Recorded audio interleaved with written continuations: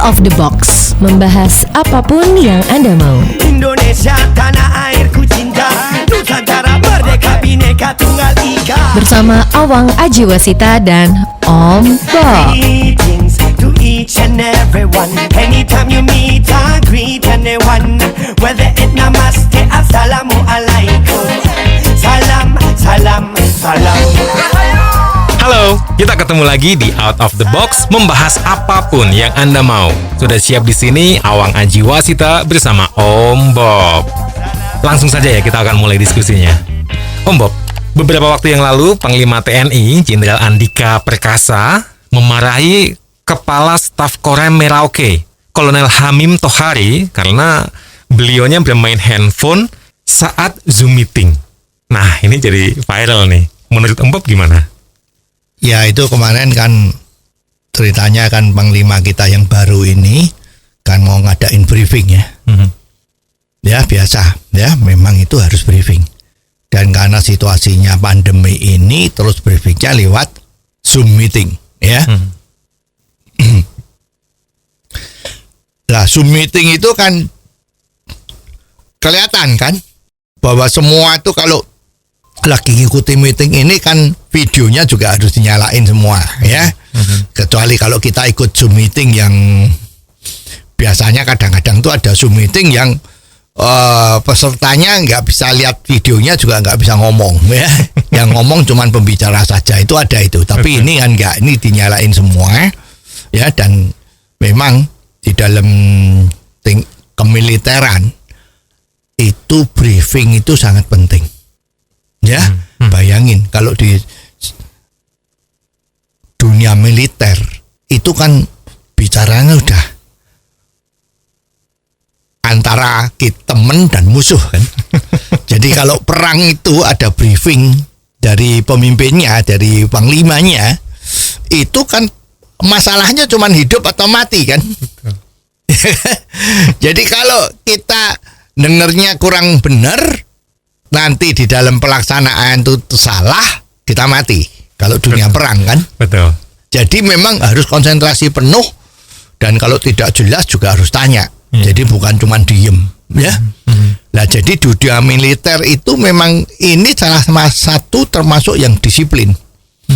Ya, disiplinnya adalah kalau briefing harus siap dengar. Ya. Bahkan ada juga kalau misalnya ada yang ganggu, misalnya nyamuk atau lalat, itu juga harus ditahan dulu itu ya. Harus konsentrasinya harus dengar di situ. Nah, ini kok ada yang lagi diajak meeting itu kok mainan handphone. Otomatis kalau udah mainan handphone tuh kan konsentrasinya pasti terganggu kan. Betul. Ya betul. Ya, kalau panglimanya marah tuh betul. Ya. Masih beruntung ya. Kalau orang Jawa kan bejo ya, tidak dipecat misalnya begitu. Ya, jadi ini memang luar biasa, memang nggak boleh ya. Jadi ini memang harus jadi contoh ya. Dan kemungkinan memang selama ini mungkin ya tidak pernah ada masalah kalau orang lagi Zoom meeting terus lihat-lihat handphone gitu, nggak ada masalah ya. Tetapi ini menjadi problem kalau sudah memang yang memberi briefing itu memang penting sekali. Sempat ada yang menyampaikan tadi tuh Om Bob, karena ini TNI harusnya lebih kejam lagi, masa cuma ditegur doang? Iya, makanya tadi itu makanya harus berterima kasih bahwa Panglima kita itu cukup bijak ya. Jadi tidak akan mengambil tindakan yang lebih serius ya. Tapi ya adalah memang itu kejadian yang menjadi pelajaran semua orang bahwa ini adalah jangan sampai terulang. Ya. Well, kita keluar dari ini adalah TNI Om Bob. Ketika ada orang bermain handphone sendiri, apalagi saat Zoom meeting seperti itu, kenapa fenomena-fenomena seperti ini cukup sering terjadi ya? Ya, jadi memang ya sebetulnya itu zaman tuh berubah ya. Dulu sebelum ada handphone itu tidak terjadi hal yang seperti ini ya. Nah, sekarang dengan adanya handphone dan juga karena data itu sekarang cepat setengah mati ya, dan harganya nggak mahal kan untuk paket data. Betul. Ya. Jadi hubungan yang dulu sifatnya itu adalah massal sekarang hubungannya itu berubah menjadi pribadi. Ya, si A sama si B sama si A sama C sama A itu menjadi seperti semacam pribadi ya. Jadi setiap ada sesuatu kontak itu rasanya pribadi. Jadi saat rasanya itu kan ya bebas-bebas saja. Ya, tidak tahu dengan kondisi di mana, pokoknya karena sifatnya pribadi itu sering-sering kalau jawabnya agak telat itu kan sepertinya nggak enak gitu ya. Teman kita menyapa kok jawabnya terlambat itu menjadi nggak enak ya. Jadi ini memang terbawa dengan sifat-sifat yang namanya manusiawi ya. Tetapi kalau kita menelaah lebih lanjut ke bawah, ini sebetulnya memang kejadian seperti ini mestinya pada saat awal-awalnya tidak dilakukan pencegahan yang lebih cepat ya, sudah terlanjur. Jadi kalau seperti ini dianggap nggak apa-apa ya. Sebenarnya jenis hukuman apa aja sih yang bisa diberikan untuk kasus-kasus seperti ini? Ya, kalau kita bicara jenis-jenis hukuman itu kan sebetulnya kaitannya itu kan dengan apakah orang-orang yang pernah dihukum itu mengikuti saran atau mengikuti peraturan baik yang tertulis maupun tidak. Ya.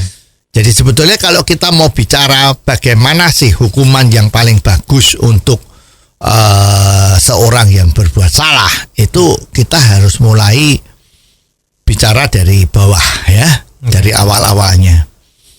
Intinya orang kalau berbuat salah mendapat hukuman itu adalah salah satu jalan yang terbaik agar supaya orang itu nantinya jangan berbuat salah. Ya, kemarin kan ada teori itu ya, bahwa manusia itu ada dua macam. Satu yang dianggap bahwa manusia itu dasarnya adalah baik. Ya, sedangkan yang lain adalah mengatakan bahwa manusia itu dasarnya adalah tidak baik. Ya. Jadi kalau yang baik itu berarti harus cukup diberitahu dan orang tersebut yang semula jelek karena dia itu punya sifat-sifat manusia yang baik, jadi cukup cuman diberitahu saja dia sudah menjadi orang yang baik. Itu teorinya kalau orang itu baik gitu kan. Nah, sedangkan teorinya kalau orang itu sebetulnya jelek, tidak baik, maka dia harus diperingatkan atau diberi rambu-rambu yang sifatnya itu menghukum. Kalau you berbuat salah, maka hukumannya ini. Nah, jadi sekarang kita sebagai pemimpin itu harus mikir, kira-kira kita mau yang mana? Ya, kalau menghadapi anak buah yang balelo tadi itu ya, itu kita harus pakai yang mana? Mau yang nganggep orang tersebut baik atau menganggap orang itu yang jelek? Ya, sebetulnya di sini nggak ada semacam ilmu pasti ya. Orang yang tampangnya kayak apa ini pasti baik, tampang yang begitu pasti baik, pasti jelek. Itu nggak ada ya, nggak ada ilmu pasti. Memang harus dari pengalaman.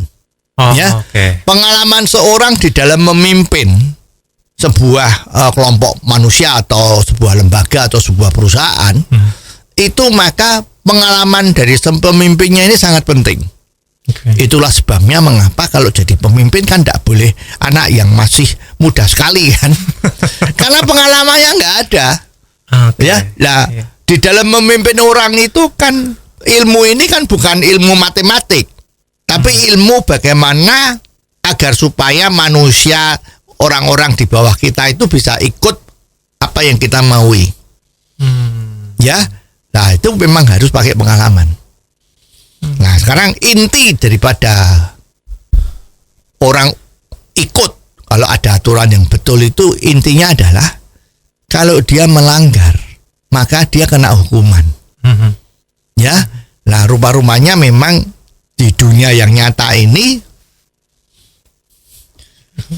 ya seperti itu.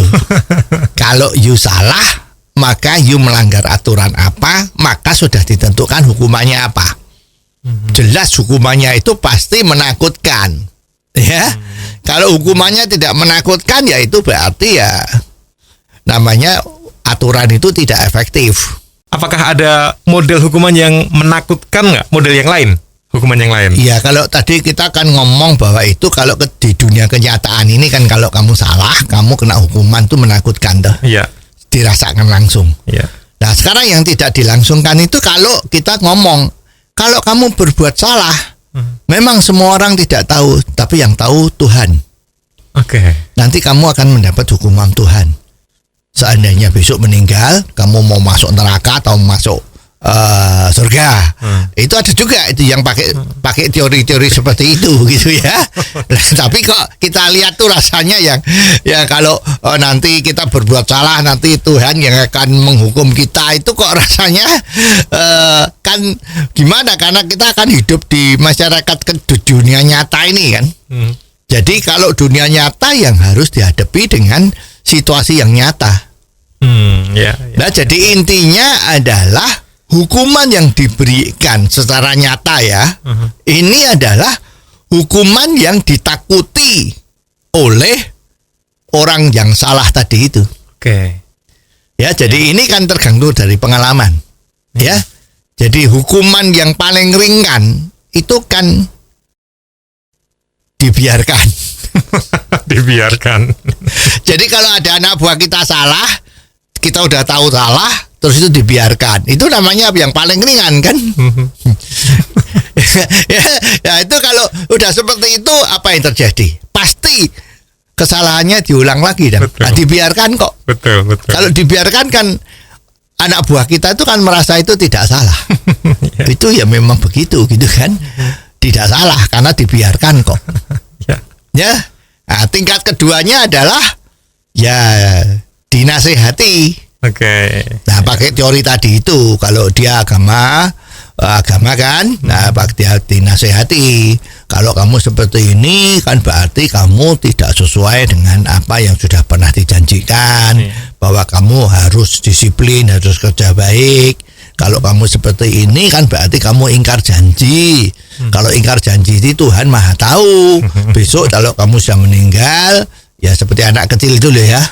Kalau macam-macam itu kan kita sering ditakut-takuti sama orang tua kita. Nanti kalau kamu berbuat seperti ini, kamu akan masuk neraka. Tapi kalau kamu berbuat baik, kamu akan masuk surga. Lah itu kan nasihat. Ya. Nah, kalau ada orang yang dinasehati itu sudah takut, dan ternyata dia tidak melakukan kesalahan lagi, nah itu berarti oke. Berarti sudah cukup sampai tingkat paling ringan yang kedua tadi udah cukup. Tapi kalau masih belum taat juga, nah makanya kalau misalnya orang yang sama itu juga masih tidak taat juga, ya kasih jurus yang lebih keras, ya, yaitu biasanya itu ditegur. Ya, kalau tadi kan dinasehati, terus ditegur. Ya. Kamu jangan begitu dong, itu kan jelek, kan begini. Nah, kalau dia takut, besok udah tidak diulangi lagi. Bisa diulangi lagi nggak? Bisa. Kalau memang dia nganggap teguran itu tidak membekas di hatinya dia. Terus hukumannya apa dong kalau itu? Ya, berikutnya. Ya itu berikutnya dimarahin. Ya kalau negornya tadi masih santai, jangan begitu ya, beginilah. Ternyata masih ndablek ya. Nah maka dimarahin. Hei, kenapa kamu kok seperti itu? Ya kenapa kamu mainan handphone terus? Nah, misalnya begitu kan. Wah ini takut dia. Wah bos gua marah nih. Nah, ya jadi tingkatan-tingkatan ini harus punya pengalaman dari pemimpinnya. Ya setelah ditegur macam-macam, loh ternyata masih ada yang nggak ikut, dia masih salah lagi. Nah tingkat berikutnya adalah didenda atau dipenalti. Kalau di dunia militer biasanya masuk sel. Sel khusus misalnya seperti itu ya. Artinya di sel 7 hari, tidak boleh kemana-mana, di dalam kotak kecil, cuman dikasih makan minum, dalam ruangan yang gelap ya. Tidak ada sinar masuk ya, jadi gelap betul-betul ya. Tahu-tahu udah taunya cuma merem aja kan gelap sekali, tahu-tahu udah 7 hari ya. Wah. Tapi kan sengsara. Iya. Dengan harapan agar besok dia disiplin, jangan nekat-nekat. Ya itu dunia militer ya. Kalau sudah sekarang di dunia kita yang nyata yang bukan militer, ya hukumannya itu macam-macam ya. Jadi misalnya tadi kan sudah ditegur, dimarahin, terus dipenalti, didenda, gajinya dipotong, Yeah. terus ya. Juga yang penting bahwa hukuman itu menakutkan orang yang dikenai hukuman itu. Oke. Ya, ada cerita ini. Ada seorang masuk bekerja di sebuah perusahaan. Itu orang ini udah kaya. Orang lain kalau naik sepeda motor, dia naik mobil. Oke. Ya, dia kerja dan dia selalu cari bagian kerjaan yang tidak sesuai dengan pendidikannya. Ya, Oke. misalnya dia itu ada di perusahaan permen, Oke. ya, maka dia kerjanya minta ditempatkan di bagian pengisian permen dalam kantong itu. Oh, Ya. Oke. Sederhana sekali. Iya. Ya. Nah, tapi dia waktu ngelamar kan ngakunya bukan orang kaya. Ngakunya sebagai yang butuh kerjaan. Ya, jadi makan dia ngelamar diterima. Bagian packaging. Oke. Ya. Ternyata dia kerjanya di sana itu kan biasa hidupnya mewah kan, disiplin juga terlambat gitu ya. Misalnya gajinya dia itu 1 juta misalnya, ya kan? Oke. Nah, dia pakai teori, kamu besok nggak boleh terlambat lagi. Ya. Terus besok kalau terlambat gajimu saya potong, terlambat lagi. Ya. Kamu kalau kerja tidak boleh ketawa-ketawa, misalnya seperti itu. Ya. Masih dablek. Ya. Selidiki ternyata ini kok kerjaannya gajinya 1 juta, ini kalau dia melakukan kesalahan tuh sampai dipotong 700.000. Kok ya masih tetap nekat salah terus. Oke. Ya kan? Nah, ini hukumannya kan nggak cocok. Konsep hukuman yang diberikan itu kan harus bisa mengakibatkan seseorang itu berubah menjadi baik sesuai dengan keinginan perusahaan. Betul. Selidik punya selidik. Oh, ternyata dia kerja di bagian packaging permen tadi itu karena ada cewek idamannya dia. Oh.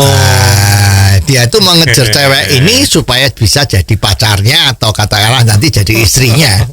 Ya, Iya. kesempatan ketemunya itu karena dia bekerja di bagian packaging, ya. Ya, jadi dia di situ. Nah, supervisor ini harus tahu atasannya. Oh, bocah ini ternyata yang ditakutin kalau dia dipindah bagian. Hubungannya dengan hukumannya apa dong? Iya, jadi sekarang kalau dia salah, diancam. Kalau kamu salah lagi, maka kamu cak pindah bagian. Bukan di packaging, tapi kamu akan saya pindah di bagian jaga malam, misalnya.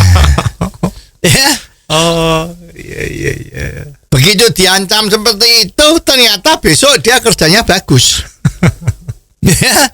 Jadi ternyata tujuannya dia kerja di situ adalah PDKT dengan cewek yang kerjanya di packaging. Padahal dia luar biasa. Ya, ijazahnya luar biasa kan, kaya, tidak perlu kerjaannya itu, tapi cuman kepengen ada PDKT dengan ceweknya itu. Nah, sang supervisi tahu, maka ancamannya nggak usah macam-macam. Kalau kamu besok datangnya terlambat dan tidak disiplin, ya udah, kamu besok dipindah bagian kerjanya. Ternyata besok dia udah bagus. Jadi yang konsepnya itu adalah apa tujuan dia bekerja. Setelah tahu, bagaimana supaya dia takut kalau dia berbuat salah itu, tujuannya dia di dalam bekerja itu menjadi tidak tercapai. Ya, ini contohnya tadi kan packaging, tapi yang supaya yang lebih realistis kan misalnya seorang sarjana kerja, ya, terus ternyata di dalam perusahaan itu ada staff accounting, ya, Oke. cewek cantik, dia naksir itu tapi nggak bisa ketemu terus, ya, terus dia ngelamar di perusahaan itu, ya kan, jadi staff accounting juga, supaya bisa jadi satu, tapi dia karena bandel, sering terlambat macam-macam.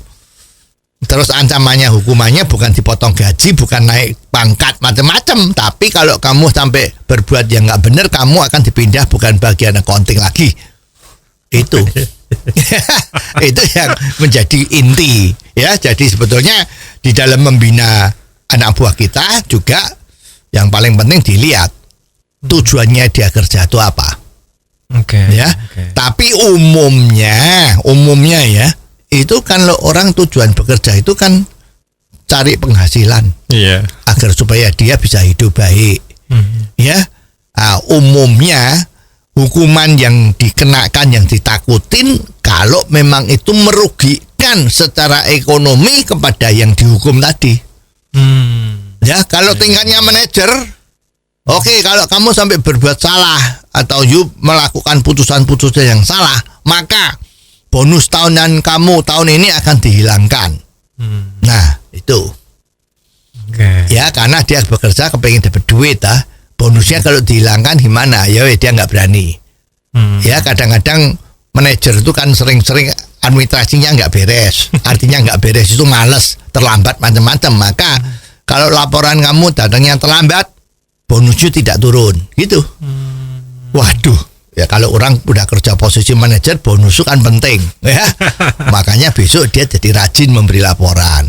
Itu jadi kalau you pakai gaya-gaya hukuman yang tidak benar, ya orang yang salah itu juga tidak bisa diobati. Gimana kalau hukuman-hukuman tadi yang Om Bob sempat sebutin itu malah dirasa terlalu berat buat orang yang bersangkutan, dianya malah jadi mutung. Bisa jadi, ya. Maka seorang pemimpin itu kan nggak boleh terlalu muda kalau nggak punya pengalaman. Oke.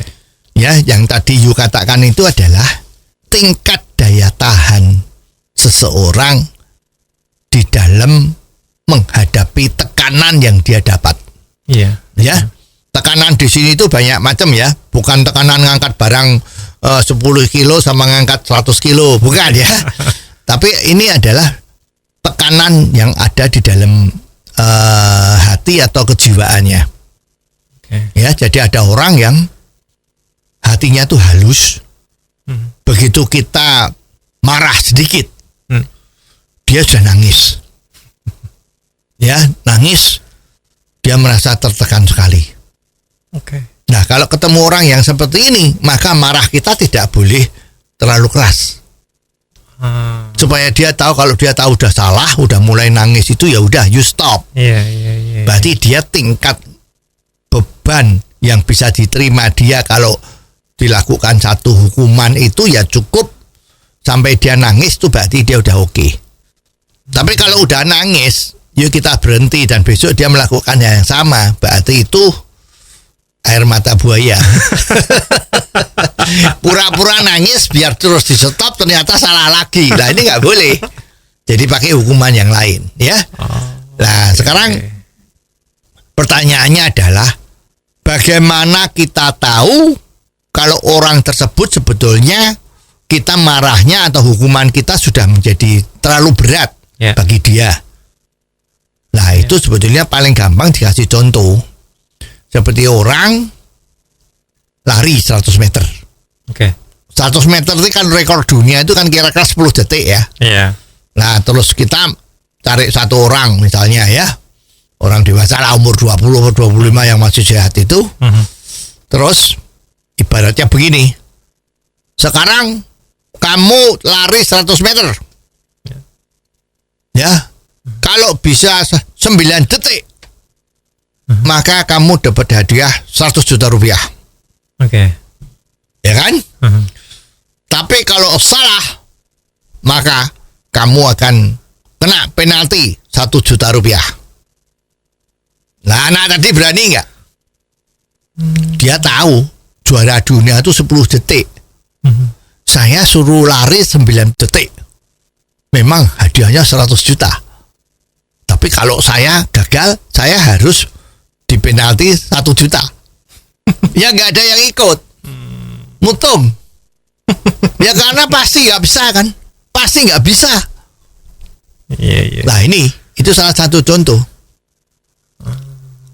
Jadi kita kalau memberi hukuman itu agar supaya yang kena hukuman itu kalau dia hati-hati dan dia tidak melakukan kesalahan, prestasi kerjanya dia pasti bisa baik. Begitu. Okay. Nah, jadi harus ngerti sampai di mana itu titiknya agar supaya dia itu oke. Misalnya ini akan kita kaitkan juga dengan reward, Om Bob. Karena kan beberapa ada yang menganggap, oh kalau ada punishment harus ada reward dong. Reward yang pas untuk membina anak buah atau karyawan kita, seperti apa dong? Ya ini kalau bicara soal reward itu kan ada macam-macam ini, tergantung juga orangnya. Okay. Ya kalau kita tuh misalnya dulu zamannya masih banyak becak, ya, nah itu rewardnya kepada abang becak itu kan, kalau saya dari sini mau ke pasar, berapa itu bayar, yaitu 500 perak, ya itu rewardnya. 500 perak dia udah bisa membawa you naik becaknya sampai tempat tujuan. Itu reward paling mudah.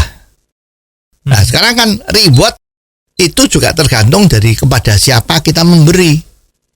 Ya sekarang kalau terhadap karyawan kita, ya kembali ke tujuannya. Kalau dia itu sudah kaya, rewardnya pakai uang, uangnya itu tidak menarik bagi dia, yaitu bagi dia nggak ada reward ya. Ya itulah sebabnya maka sekarang reward itu juga banyak. Kalau you selama 1 bulan tidak melakukan kesalahan, maka kamu dapat reward. Sekarang yang lagi populer itu kan stay vacation. Ya kasih voucher hotel, makan malam yang enak, fine dining. Nah itu mereka senang. Jadi macam-macam rewardnya itu. Ya, tetapi memang reward aja juga belum tentu oke. Punishment tuh memang harus tetap ada. Jadi kalau kita mau memberi punishment, kita harus tahu kira-kira daya tahan tubuhnya orang itu seberapa besar untuk menerima tekanan itu. Ya, jadi nggak boleh ancamannya itu begitu besar sehingga membuat dia, aduh saya nggak mungkin bisa. Lah itu salah. Dan tujuan dari punishment itu kan sebetulnya bagaimana supaya anak buah kita itu kerjanya menjadi baik. Jadi seorang pemimpin itu bukan tujuannya itu memberi punishment sama anak buah, tetapi punishment itu adalah cara agar supaya anak buah kita bisa kerjanya baik. Tapi sempat loh Bob, dulu tuh ada anggapan bahwa kalau kita kerja tuh ya jangan dikasih stres supaya outputnya jadi bagus gitu. Ya itu, ya tadi kembali tadi itu. Ya, jadi kalau pertanyaannya sekarang dibalik, apakah seorang yang tidak mendapat stres atau tidak ada stressing kepada dia akan berprestasi menjadi lebih baik atau tidak? Ya jawabannya adalah tidak. Jadi orang itu harus dikasih stres supaya dia bisa berprestasi. Ya contohnya misalnya lo ya, sekarang orang yang tidak dikasih stres itu kalau dia berbuat segala sesuatunya itu nggak ada hukumnya. Ya, parkir di sembarangan tempat. Ya, kalau ngelanggar ya nggak apa-apa, seenaknya sendiri. Ya, nanti dunia kayak apa? Nggak karuan semua. Ya, kalau jalan-jalan itu nggak ada yang namanya verboten. Atau verboten itu cuman gambar, kalau dilanggar nggak apa-apa. Itu nggak ada stres kan? Oh iya. Kejadiannya kayak apa? Nanti dunia itu nggak karuan. Ya muter-muter nggak karuan itu dah jadi amburadul. Ya karena nggak ada stres, salah nggak apa-apa. Ya korupsi nggak apa-apa, nggak usah masuk penjara, misalnya begitu. Ya tak mukul orang nggak apa-apa. Ya hukum rimba yang melaku. Jadi ini kan nggak bisa. Ya jadi kalau diberi stres itu memang tujuannya agar supaya bisa orang itu berprestasi. Artinya berprestasi di sini itu adalah seperti apa yang telah digariskan secara umum atau secara masyarakat ya. Oke. Jadi sekarang kita berpakaian aja, jalan-jalan kalau you tidak pakai pakaian dan you tidak merasa malu, tidak ada stres kan? Ya kan seperti orang gila. Orang gila itu nggak ada stres. Ya, kenapa you pakai baju? Malu karena semua pakai baju, kok saya nggak pakai baju. Ini yang umum begitu ya. Lah itu namanya kamu stres. Kamu mau berpakai baju, mau ngoyo-ngoyo, mau beli baju pakai uangmu, tujuannya supaya kamu tidak diketawain orang. Coba kalau you nggak ngerti apa-apa, itu nggak ada masalah macam-macam, ya udah. Itu seperti orang gila kan. Jadi tidak ada. Stres itu baik, stres itu bagus. Ya kalau sekarang anak-anak sekolah itu, ya kalau ada PR, ya terus pulang, stres kan, dapat PR banyak. Yuk dia ngomong sama ibunya, "Mah, Bu, ini saya dapat PR ini, malas saya." Terus ibunya bilang, "Ya udah nggak apa-apa." Besok gurunya ibu kasih tahu. Dia berprestasi nggak bisa. Dia nggak bisa maju. Justru ibunya harus ngomong, "Oh iya harus digarap, kalau enggak besok kamu dimarahin sama ibu guru loh. Kamu distrap, nggak boleh pulang. Makanya terlambat nanti gimana?"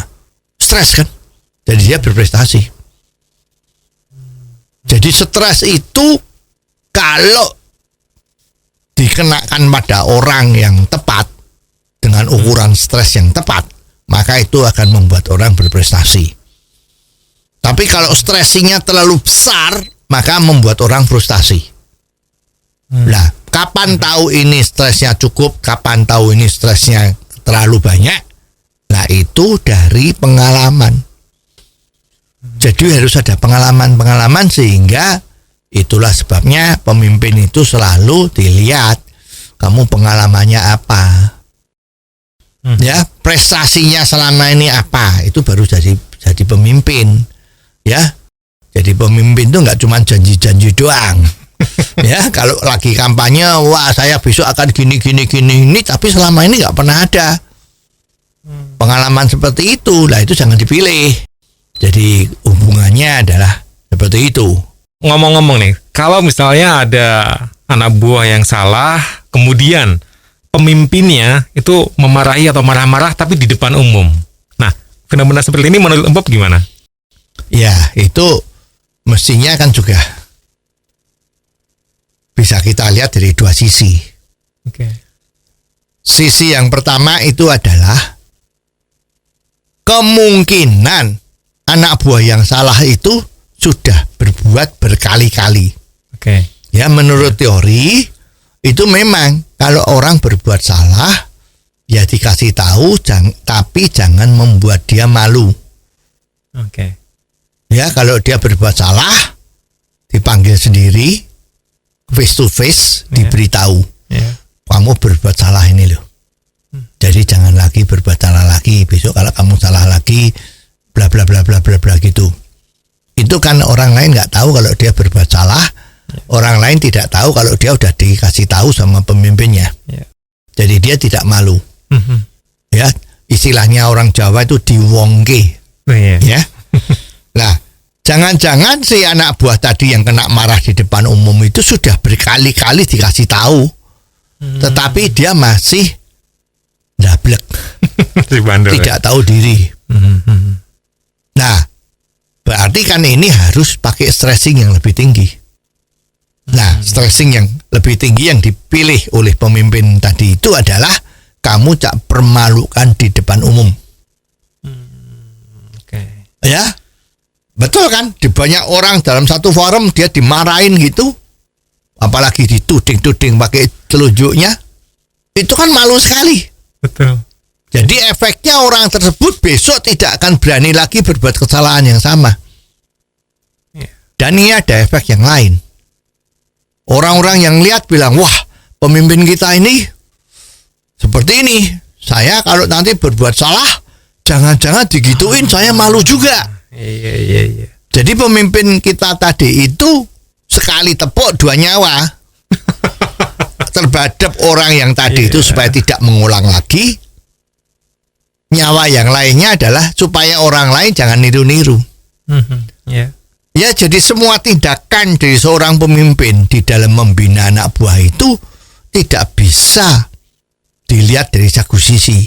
Satu sisi saja. Ini yang nggak bener nih, kasihan dong itu masa ditegur di depan umum. Nah, kan kita nggak ngerti kemarin tuh apa yang terjadi sebelumnya. Ya justru kalau ada situasi yang seperti itu, baru kita mikir, kita analisa kenapa kok seperti ini. Jadi tindakan pemimpin itu bisa betul karena memberi contoh. Jadi sisi lainnya kan kalau kita memberi tindakan yang memalukan orang lain juga akan takut. Ya jadi ini segi yang harus diambil adalah seperti ini. Jadi pemimpin itu harus mengerti kapan harus berbuat model A, kapan harus berbuat model B dan C. Itu semua tergantung dia punya pengalaman dan juga track recordnya. Selama ini dia hasilnya kerjaannya bagus nggak memimpin sebuah lembaga atau memimpin anak buahnya.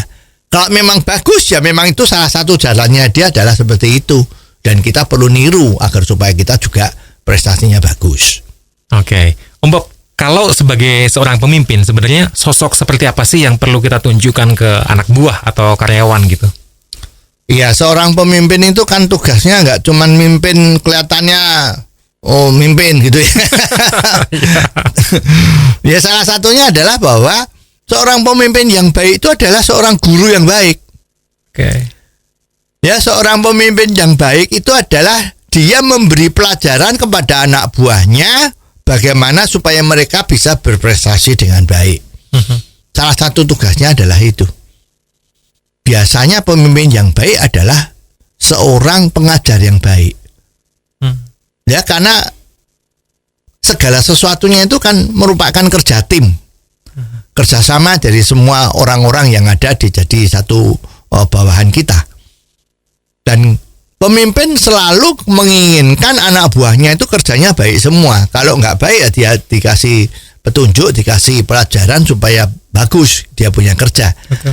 Ya, pemimpin yang berhasil itu adalah kalau pemimpin itu tidak ada lagi, mungkin almarhum, ya, mungkin dia sudah pindah di perusahaan yang lain. Itu perusahaan yang ditinggalkan atau lembaga yang ditinggalkan oleh dia itu dia tetap berjalan dengan baik. Itu namanya pemimpin yang berhasil. Ya, artinya dia berhasil mendidik anak buahnya untuk bisa menjadi mandiri dan perusahaan itu bisa jalan terus tanpa perlu ada dia. Itu yang berhasil. Ya, kalau dikatakan pemimpin yang baik apalagi? Ya, pemimpin yang baik itu adalah dia memberi contoh, modeling.